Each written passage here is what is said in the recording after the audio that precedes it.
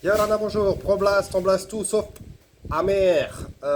Aujourd'hui, pièce de jet ski. Et évidemment, corrosion, espace marin, peinture, frottement. Là, vous voyez toutes les petites aspérités qui est là. La corrosion est venue se foutre dessus. Sur l'aluminium, ça donne de l'alumine. C'est cette couleur que vous voyez, de couleur grisâtre. En fait, quand on frotte, ça va partir comme une espèce de poudre qu'il ne faut pas mettre là où vous savez. Le métal s'oxyde, fait de la rouille. L'aluminium s'oxyde aussi, ça fait de l'alumine. C'est une partie de l'aluminium qui est plus molle que l'aluminium en elle-même. Pensez un peu à une espèce de carie sur la dent. Donc quand on le blaste, la partie molle s'en va. Et il nous reste la zone saine. On va repeindre tout ça de sorte que ça puisse résister à Meimiti qui va sur le banc de sable pour aller montrer ses titis. Hop. Comme vous le voyez, ça part en morceaux facilement.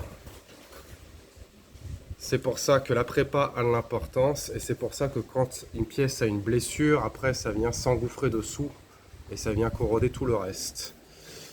Mais là, je pense qu'il y avait un problème de prépa à la base parce que même les zones qui sont impec, on sent qu'il y a des bosses, ça s'est déjà corrodé. Tout de suite, la suite. Alright, blasté. La blastation. Donc, les décolorations, vous voyez, c'est du relief dans la surface. Aluminium sain, alumine qui s'est barré. C'est de l'aluminium plus mou.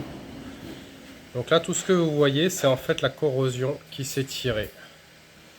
Ça nous laisse une surface irrégulière. On va retravailler ça, primer et compagnie, pour réétanchifier le tout à coup de tarmo à courage.